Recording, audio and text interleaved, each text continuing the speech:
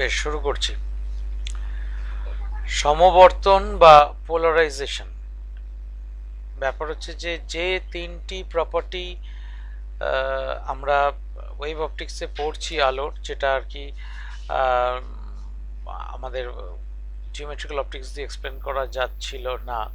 তাদের মধ্যে প্রথমটি ছিল ইন্টারফারেন্স, দ্বিতীয়টা ছিল ডিফ্রাকশন, আর থার্ডটা ছিল polarisation. Now what is polarisation? Polarisation বুঝবার জন্য আগে যে কোনো তড়িৎচুম্বকীয় তরঙ্গ কি সেটা একটু বুঝতে হবে। আলোর বেলায় যাহা সত্যি সেটা সমস্ত তড়িৎচুম্বকীয় তরঙ্গের বেলাতেই সত্যি, সমস্ত ইলেকট্রোম্যাগনেটিক ওয়েভের বেলাতেই সত্যি। তা এই আলো এদের অ্যাকচুয়ালি এরা মানে আমরা তড়িৎচুম্বকীয় তরঙ্গ এই টার্মটা যে ব্যবহার করি, ইলেকট্রোম্যাগনেটিক ওয়েভ, অর্থাৎ বেসিক্যালি হচ্ছে আলো যখন এক জায়গা থেকে আরেক জায়গায় যায় তখন সেই স্থানে সেই জায়গাতে ইলেকট্রিক ফিল্ড অসিলেট করে এবং ম্যাগনেটিক ফিল্ড তার সঙ্গে পারপেন্ডিকুলারলি অসিলেট করে। এই ঘটনাটা ঘটে। অর্থাৎ ধরো এই যে ছবিটা দেখতে পাচ্ছ, এই ছবিতে আলো যাচ্ছে ধরো এই কে অ্যাক্সিস বরাবর, এবং এইখানে এই যে হরাইজন্টাল প্লেনটা, এটা হচ্ছে এই যে ই বলে লেখা আছে, অর্থাৎ this represents the electric field, the direction of the electric field. মানে এটা যদি পজিটিভ ধরো, এই দিকটা তাহলে নেগেটিভ।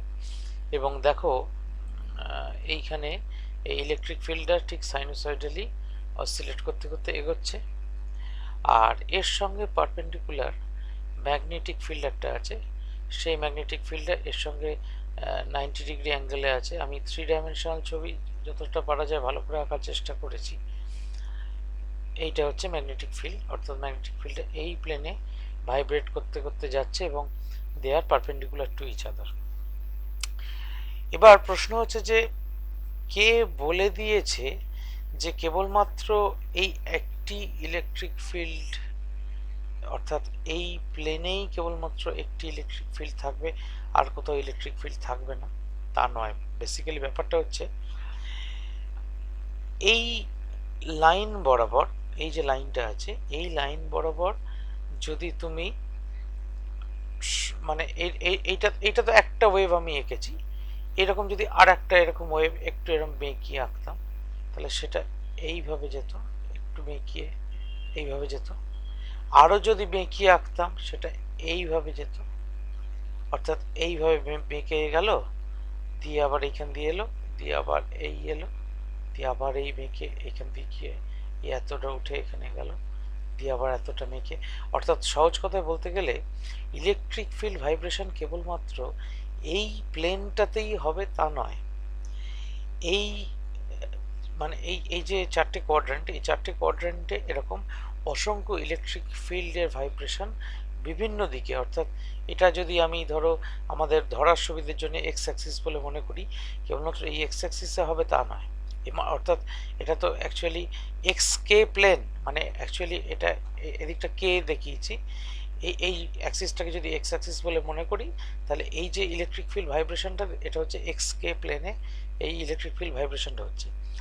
কেবলমাত্র এই প্লেনেই ইলেকট্রিক ফিল্ড ভাইব্রেট করবে তা নয়, এরকম যে কোনো মানে এই এক্স কে প্লেনটা না হয়ে তুমি যদি এই যে অ্যাক্সিসটা, এই সিস্টেমটাকে আমি যদি একটুখানি টিল্টেডভাবে আঁকতাম, অর্থাৎ বি অ্যাক্সিসটা এরকম ব্যাঁকাভাবে আর ই অ্যাক্সিসটা এরকম ব্যাঁকাভাবে, তাহলেও সেই প্লেনে তো মানে সেইভাবেও ইলেকট্রিক ফিল্ডের একটা ভাইব্রেশন আছে। অর্থাৎ এরকম মানে বলতে চাইছি যেটা, যে এই গোটা মানে কোয়াড্রেন্ট জুড়ে, চারটে কোয়াড্রেন্ট জুড়েই কিন্তু ইলেকট্রিক ফিল্ডের ভাইব্রেশন আছে, এবং প্রতিটি ইলেকট্রিক ফিল্ডের সঙ্গে একটা তার সঙ্গে পারপেন্ডিকুলার ম্যাগনেটিক ফিল্ডেরও ভাইব্রেশন আছে। আচ্ছা, সেরকম এই যে ছবি একটা আঁকার চেষ্টা করেছি, অর্থাৎ এই প্রথমে যে সলিড লাইনটা হচ্ছে অরিজিনাল অ্যাক্সিস, একটু ব্যাঁকা করে এঁকেছি কারণ কি না 3 ডাইমেনশনাল ছবি তো এই দিকেই আলো যাচ্ছে। এইবার যখন এটাকে একটু মানে আমি টিল্ট করলাম মনে মনে, মানে এই অ্যাক্সিসটাকে যদি মনে মনে টিল্ট করি তাহলে এই অ্যাক্সিসটাও মনে মনে একটু টিল্ট হয়ে যাবে, কিন্তু এটা ভেবে নিও না যে এদের মধ্যে অ্যাঙ্গেলটা 90 ডিগ্রি নয়, এটা 3 ডাইমেনশনাল বলে এরকম ব্যাঁকাভাবে আছে। অর্থাৎ তার মানে আমি যদি কেবলমাত্র শুধু ইলেকট্রিক ফিল্ডের জন্য আমি যদি ছবি আঁকি, তাহলে এই রকম ছবি পাবো। অর্থাৎ আমি ধরো এই পাশ থেকে দেখছি, এই পাশ থেকে যদি দেখি তাহলে এই রকম ছবি পাবো। অর্থাৎ সব দিকেই আমার ইলেকট্রিক ফিল্ডের ভাইব্রেশন কিন্তু উপস্থিত আছে। এইবার এই ধরনের লাইটকে বলা হয় আনপোলারাইজড লাইট, যেখানে সব প্লেনেই প্রবাবল ভাইব্রেশনসগুলো উপস্থিত আছে। এবার তাকে যদি একটা এই লম্বা একটা কি বলবো ভার্টিক্যাল একটা স্লিটের মধ্যে দিয়ে পাঠাই, তাহলে কেবলমাত্র এই ভাইব্রেশনটা, অর্থাৎ যে ভাইব্রেশনটা এই প্লেনে ভাইব্রেট করছিল সেইটা এর মধ্যে দিয়ে পাস করতে পারবে, বাদ বাকি সমস্ত ভাইব্রেশনগুলো আটকে যাবে, আর যাওয়ার জায়গা নেই। ঠিক তেমনি করে এই স্লিটটাকে যদি এরকম লম্বাভাবে ভার্টিক্যালি না রেখে যদি হরিজন্টালি রাখি, তাহলে এই কেবলমাত্র এই প্লেন অফ ভাইব্রেশনটা পাস করবে, বাদ বাকি সবগুলো কিন্তু আটকে যাবে। অর্থাৎ আবার যদি এটাকে একটু বেঁকিয়ে রাখি, তাহলে এই ভাইব্রেশনগুলো, অর্থাৎ এই প্লেনে ভাইব্রেশনগুলো অ্যালাউড হবে, বাদ বাকি সবগুলো আটকে যাবে। মোট কথা একটা স্লিটের মধ্যে দিয়ে পাস করলে তার মানে কেবলমাত্র একটি প্লেন অফ ভাইব্রেশন কিন্তু অ্যালাউড হবে, এবং তখন আমরা সেই আলোটাকে বলবো প্লেন পোলারাইজড লাইট। অর্থাৎ প্লেন পোলারাইজড লাইটটা এজিভ যেন একটা স্লিটের মধ্যে দিয়ে, বাস্তবে স্লিটের মধ্যে দিয়ে পাঠালে হয় না, বাস্তবে প্লেন পোলারাইজড লাইট তৈরি করবার জন্য বিশেষ বিশেষ জিনিসপত্র আছে। তো যাই হোক, এই প্লেন পোলারাইজড লাইট কিন্তু তৈরি মানে বেসিক্যালি তার ইলেকট্রিক ফিল্ডের ভাইব্রেশন, মানে সমস্ত দিকে যত ইলেকট্রিক ফিল্ডের ভাইব্রেশন ছিল সবগুলোকে আমি আটকে দিয়েছি, কেবলমাত্র একটা প্লেনে ইলেকট্রিক ফিল্ডের ভাইব্রেশনটাকে অ্যালাউ করেছি। সেই ধরনের আলোকে আমরা প্লেন পোলারাইজড লাইট বলবো। তাহলে দেখো, একটা স্লিট যদি এইরকম একটা আনপোলারাইজড লাইট নিয়েছি, এইরকমভাবে ভার্টিক্যাল স্লিট রেখেছি, তাহলে কেবলমাত্র এই প্লেনে ভাইব্রেশনটা অ্যালাউ করছে যেতে। তারপরে যদি আবার একটা স্লিট হরিজন্টালি রাখি, তাহলে এই ভাইব্রেশনটা তো এইটার মধ্যে দিয়ে পাস করবে না। তাহলে তখন কি হবে না, তখন এদিকে কোনো আলোই দেখতে পাওয়া যাবে না। অর্থাৎ যদি দুটো স্লিট পরস্পরের সঙ্গে পারপেন্ডিকুলার রাখা হয় প্লেন পোলারাইজড লাইট, কারণ প্রথম স্লিটটার কাজ হচ্ছে আনপোলারাইজড বিমকে পোলারাইজড লাইটে কনভার্ট করা, এবং দ্বিতীয় স্লিটটা যেহেতু এই মানে অ্যাকচুয়ালি এই আলোটার কোনো কম্পোনেন্ট, মানে কস কম্পোনেন্ট যদি দেখো cos 90 0 হয়, সেই জন্য কোনো কম্পোনেন্ট এখান দিয়ে পাস করবে না, সেই জন্য এখানে টোটালি ডার্ক। তা এই হচ্ছে পোলারাইজড আর আনপোলারাইজড লাইট। এবার আমরা একটু ভিডিওটা দেখে নিই। ভিডিওটা দেখলে খানিকটা আইডিয়া পরিষ্কার হবে। আমরা তো এখানে two-dimensional. The polarization of light plays a critical role in much of our technology, and it plays a very important role in experiments in quantum mechanics which challenge our assumptions about the nature of reality. In classical physics, light can be thought of as a wave of electric and magnetic fields.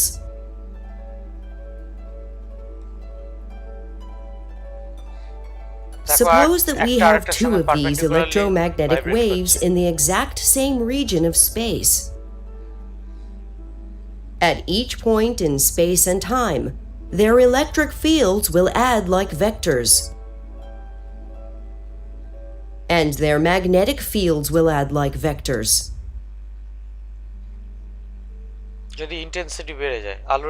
In this case, the two waves add together to form a new electromagnetic wave with a higher amplitude.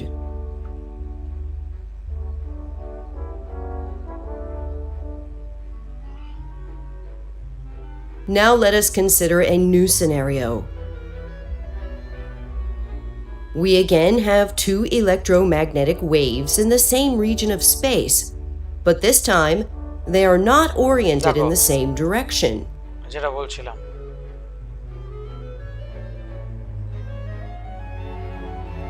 As before, the electric field will add like vectors.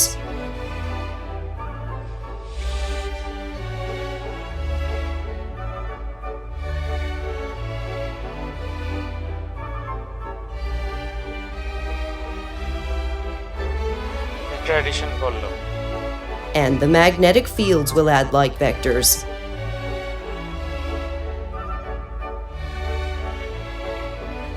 Triangle rule লাগাচ্ছে।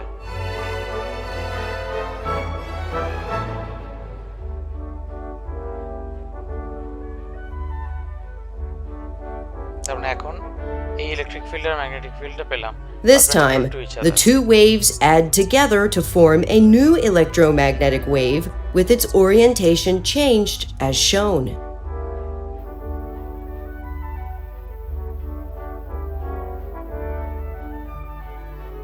Now let us consider yet another scenario. This scenario is the same as the previous one.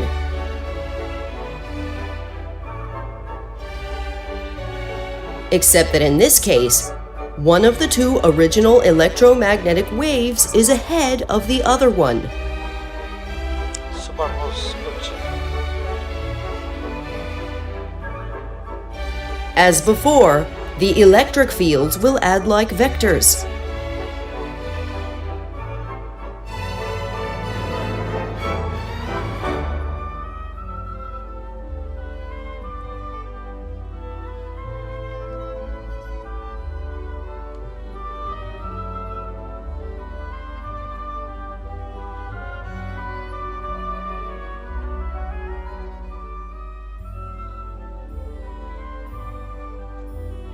And the magnetic fields will add like vectors.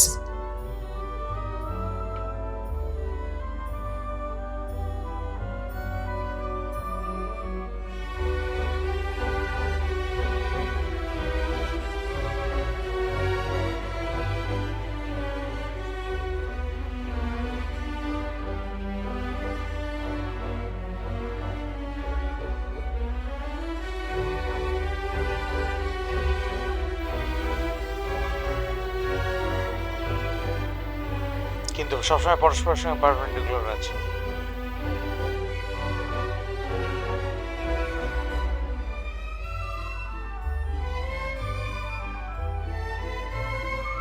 This time, the new electromagnetic wave continuously rotates through space and time as shown.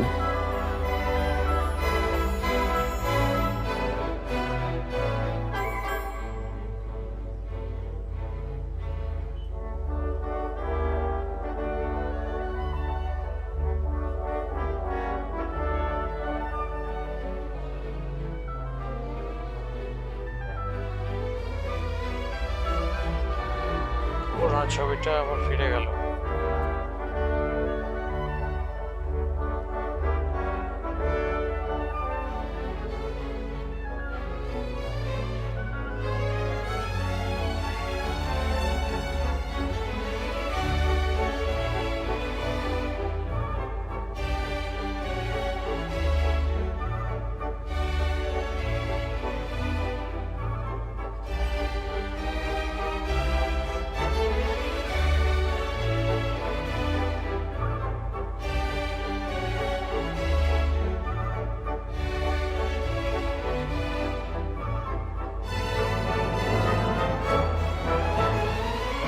Now let's consider a slightly different scenario.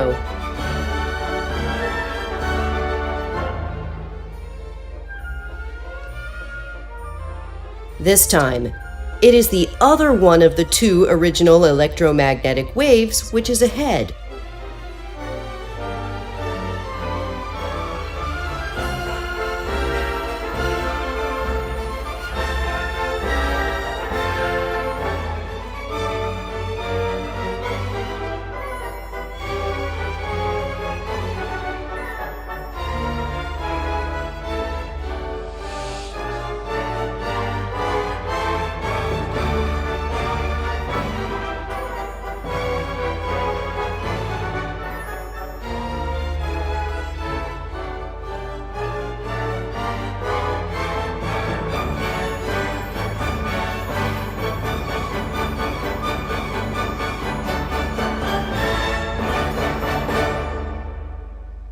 In this case, they will add together to form a new electromagnetic wave that continuously rotates in the opposite direction of the previous scenario.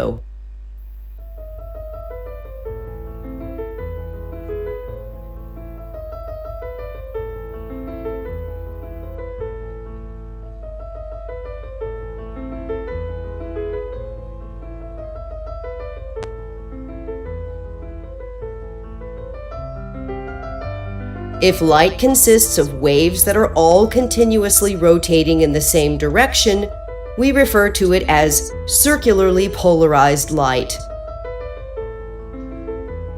সেটা তোমাদের সিলেবাসে নেই, তোমাদের শুধু plane polarised light আছে।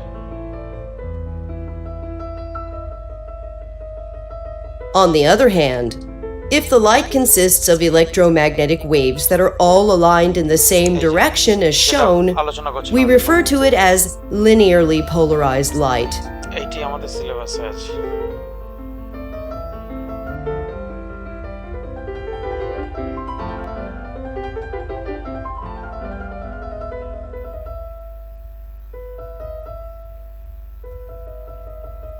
Most light sources, such as light bulbs, candles, and the sun, produce light that is composed of electromagnetic waves that are all oriented in different directions.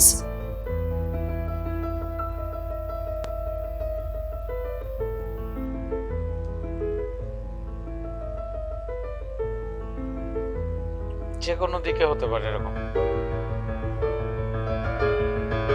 We refer to this as unpolarized light.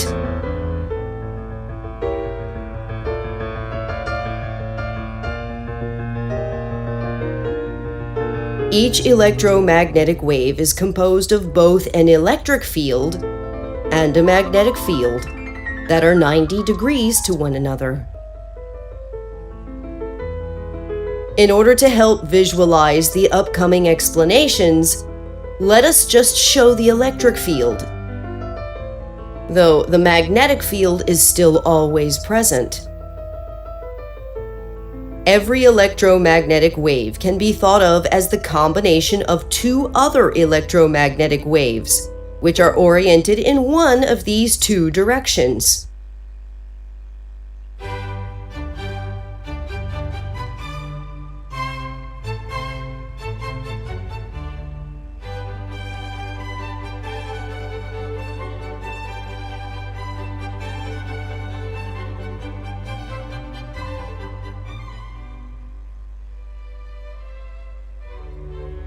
There are some materials that block electromagnetic waves oriented in one of these directions, but allow electromagnetic waves that are oriented in the other direction to pass through.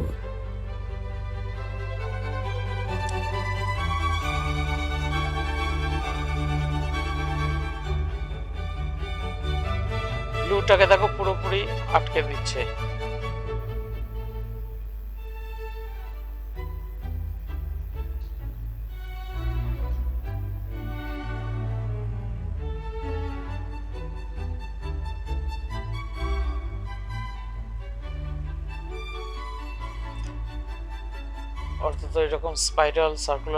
Therefore, regardless if it is circularly polarized,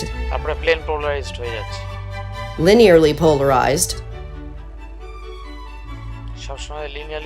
or unpolarized light that enters the material, only linearly polarized light is able to exit the material. এই ধরনের ম্যাটেরিয়ালকে বলা হয় polariser. নিকল prism বলে এক ধরনের prism হয় If the incoming light is already linearly polarized and it is oriented in the direction in which the material blocks electromagnetic waves, then all the light will be blocked completely.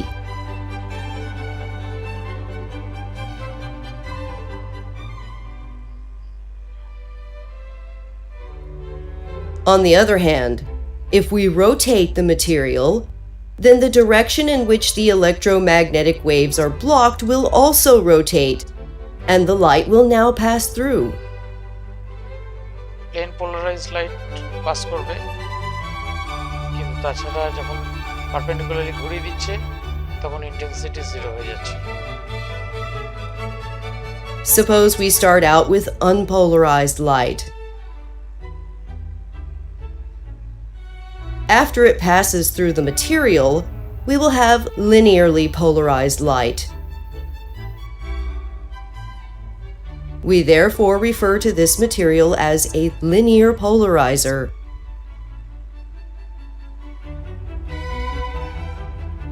Suppose we add another linear polarizer, as shown.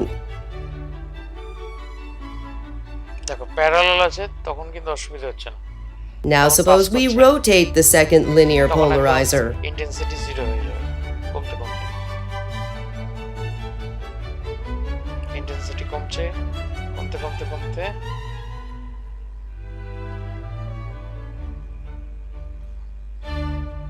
এই stop হয়ে If the two polarizers are 90 degrees to each other, no light is able to pass through.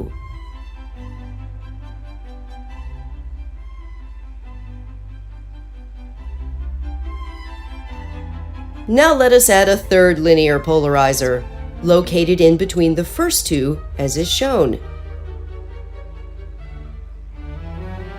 Suppose we rotate this third linear polarizer by some amount between 0 and 90 degrees.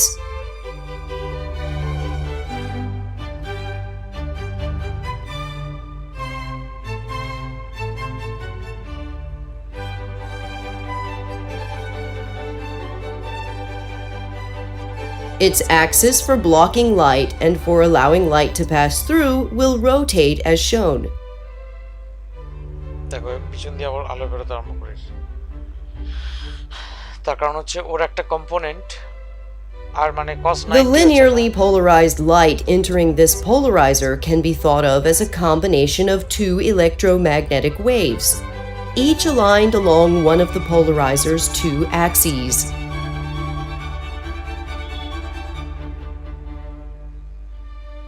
Only one of these two electromagnetic waves will pass through.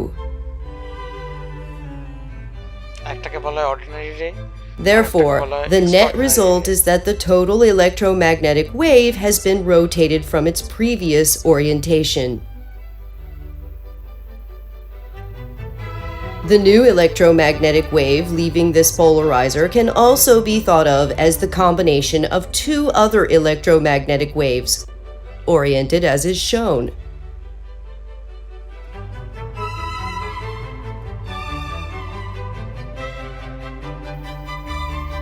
One of these two waves has the ability to pass through the next linear polarizer.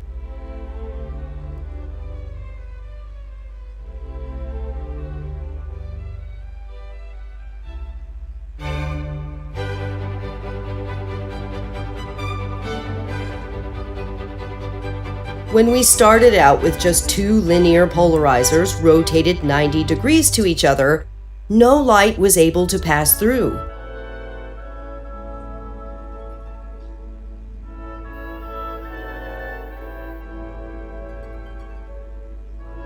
But when a third linear polarizer was added in between them, now light is able to pass through our three polarizers.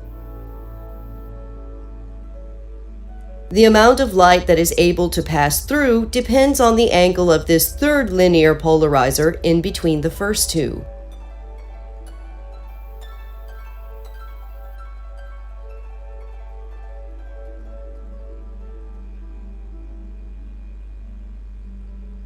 In empty space, light always travels at the same speed from the perspective of all observers. But light can slow down when it passes through a material. In the case of some materials, light will slow down by a different amount depending on which direction the electromagnetic wave is oriented.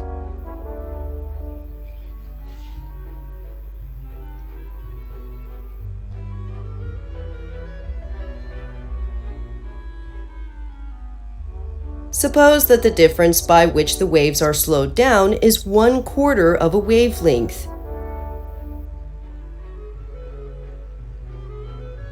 In this case, we refer to the material as a quarter wave plate.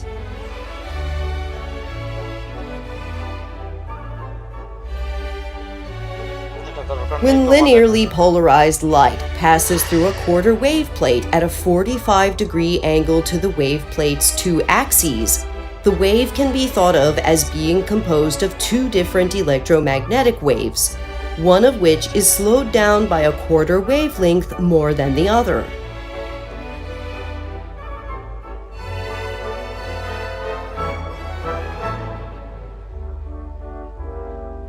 The waves leaving the quarter wave plate add together as vectors.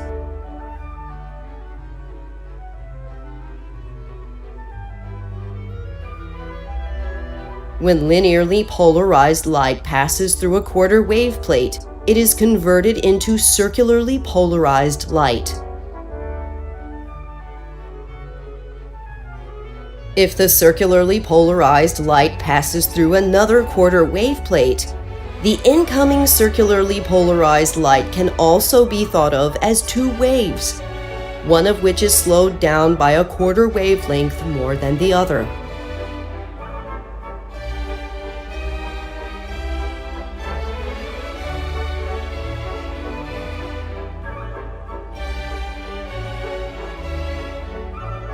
Therefore, when circularly polarized light passes through a quarter wave plate, it is converted back into linearly polarized light.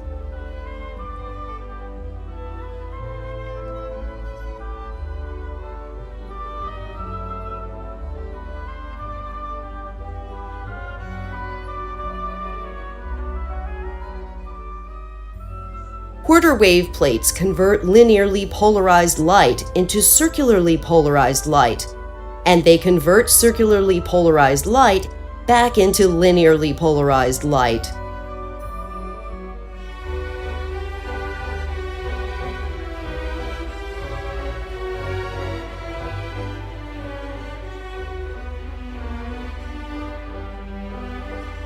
The phenomena described here plays a very important role in much of our technology.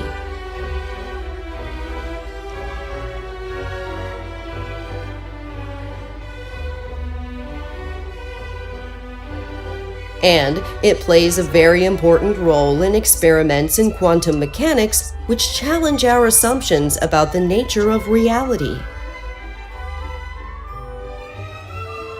Ordinary রে আর extraordinary রে এই মানে একটা বিশেষ অ্যাঙ্গেলে যদি আমরা লাইটটাকে যদি ইনসিডেন্ট করতে পারি, সেক্ষেত্রে রিফ্লেক্টেড রেটা পোলারাইজড হয়ে বেরোয়। সেই অ্যাঙ্গেল অফ ইনসিডেন্সটাকে পোলারাইজিং অ্যাঙ্গেল বলে। পোলারাইজিং অ্যাঙ্গেল থিটা পি দিয়ে লেখা হয়। এর ডেফিনেশন কি? যে কোনো তলের উপর অসমবর্তিত আলো এসে পড়লে তা সম্পূর্ণভাবে সমবর্তিত হবে, তাকে বলে সমবর্তন কোণ। অর্থাৎ the angle at which, if light being incident on a surface, the reflected ray is totally polarized বা plane polarized, সেক্ষেত্রে then the angle of incidence is known as the polarizing angle for this material, বা যে সারফেসের উপর আমি রিফ্লেকশনটা ঘটাচ্ছি সেই সারফেসের জন্য এই অ্যাঙ্গেলটাকে পোলারাইজিং অ্যাঙ্গেল বলবো। এবং অর্থাৎ মানেটা কি দাঁড়ায়? মানেটা হচ্ছে এর ক্ষেত্রে একটা জিনিস এক্ষেত্রে বুঝতে হবে, সেটা হচ্ছে আমাদের যখন কোনো একটা ট্রান্সপারেন্ট মিডিয়ামের উপর আলো এসে পড়ে, কিছুটা পার্ট রিফ্লেক্টেড হয়, কিছুটা পার্ট রিফ্র্যাক্টেড হয়। এটা সবসময়তেই ঘটে। তোমরা খেয়াল করে দেখেছো হয়তো, বালতির জলে যখন সূর্যের আলো এসে পড়ে,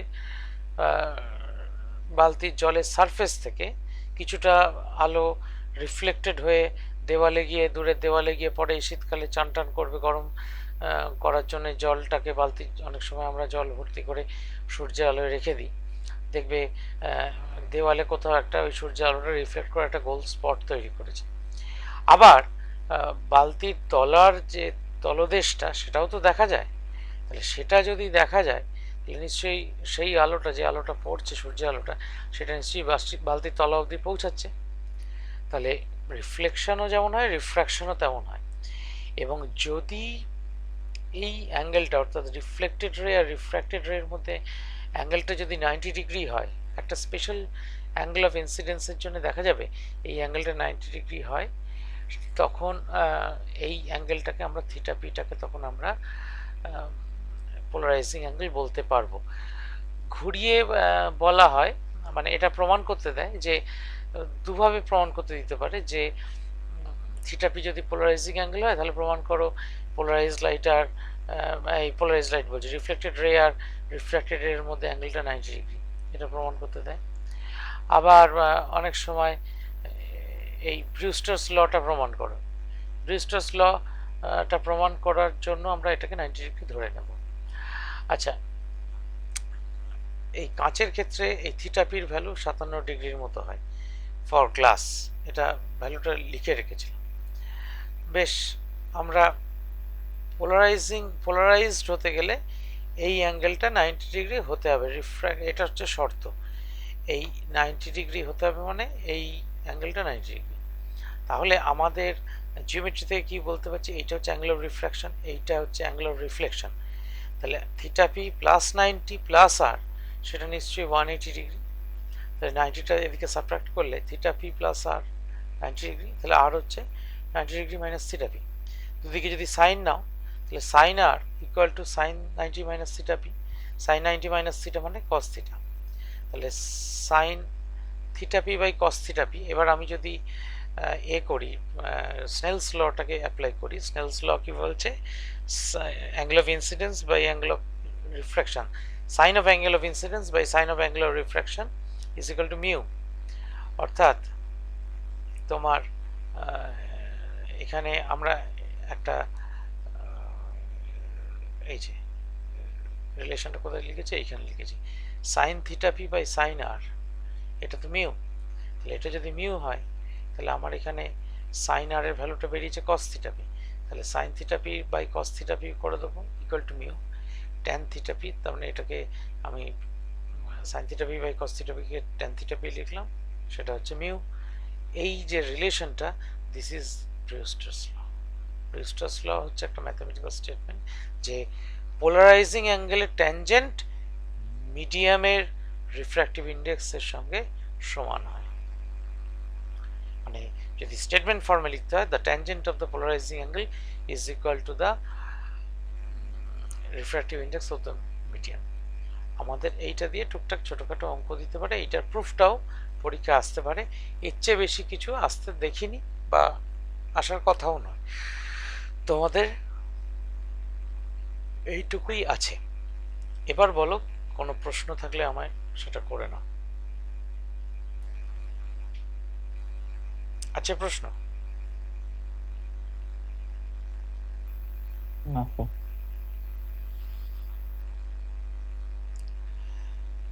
আচ্ছা, অপটিক্সের অঙ্ক টঙ্কগুলো হাত দিয়েছো কিছু?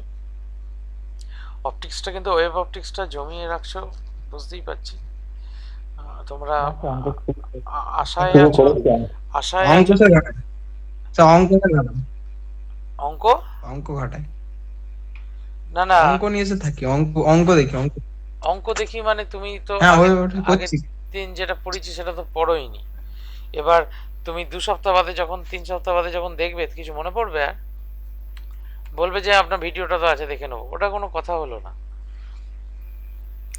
আর দ্বিতীয় কথা হচ্ছে যে আশায় যদি থাকো যে সামনের বছরও ফিজিক্স পরীক্ষা হবে না, আমার 30 পাওয়ার কথা, 70-এর মধ্যে আমি মানে পেয়ে যাব, 90 পেয়ে যাব, সেটা জানি না। সেটা তো সেই আশা যদি মানে পুজো টুজো দাও, তাহলে যদি সামনের বছর পরীক্ষা না হয় তাহলে অনেক নম্বর হয়ে যাবে। কিন্তু যেভাবে মানে পড়ার কথা সেভাবে কিন্তু পড়ছো না। এই জায়গাগুলো একটু জটিল, কারণ 11 ক্লাসে ফিজিক্স যখন পড়েছিল তখন শক্ত লেগেছিল, তখন হয়তো বলেছিলাম যে 12 ক্লাসে ফিজিক্সটা আরো বেশি শক্ত লাগবে। তখন এখন বুঝতে পারছো 11 ক্লাসে ফিজিক্সটা খুব সহজ ছিল। এবং সবচেয়ে অসুবিধার জায়গা যেটা, 12 ক্লাসের ফিজিক্সে এমন কিছু অংশ আছে যে অংশগুলো তুমি সরাসরি চোখের সামনে দেখতে পাবে না, তোমাকে ভাবতে হবে, ভিজুয়ালাইজ করতে হবে, অর্থাৎ মন দিয়ে দেখতে হবে, মানে চোখ দিয়ে দেখতে পাবে না, মন দিয়ে যদি দেখতে পাও তবেই ব্যাপারগুলো রিয়ালাইজ করবে, মানে তবে কিন্তু মানে এগোতে পারবে, না হলে এগোতে পারবে না। আর একটা কথা বলি, আমার এর পরের পার্ট যেটা শুরু করব, আমি যদি ওই অপটিক্যাল ইনস্ট্রুমেন্টসের রাইট আপটা শেষ করতে পারি, তাহলে অপটিক্যাল ইনস্ট্রুমেন্টসটা করিয়ে দেবো, তাহলে লাইটটা পুরো মিটে যাবে। আর যদি শেষ করতে না পারি, সেক্ষেত্রে ইলেকট্রনিক্স পার্টটা তোমাদের স্কুলে পড়াচ্ছিলাম, তার মধ্যে খানিকটা হয়ে আছে, আর তোমাদের কৌশিক স্যার বোধহয় ফটো ইলেকট্রিক এফেক্টটা পড়িয়েছিলেন। আমি ওই কৌশিক স্যারের পড়ানো অংশটা বাড়িতে আরেকবার পড়িয়ে দেব। আমি ইলেকট্রনিক্সটা হাত দিচ্ছি না এক্ষুনি, তার কারণ হচ্ছে ইলেকট্রনিক্সটা স্কুলে তো অলরেডি খানিকটা করিয়ে রেখেছি। আবার যদি স্কুলে ক্লাস নিতে বলে সেক্ষেত্রে ওইখান থেকেই কন্টিনিউ করব, সেই জন্য আপাতত ওটাকে স্থগিত রেখে ওই মডার্ন ফিজিক্স পার্টটা তখন শুরু করব। ঠিক আছে?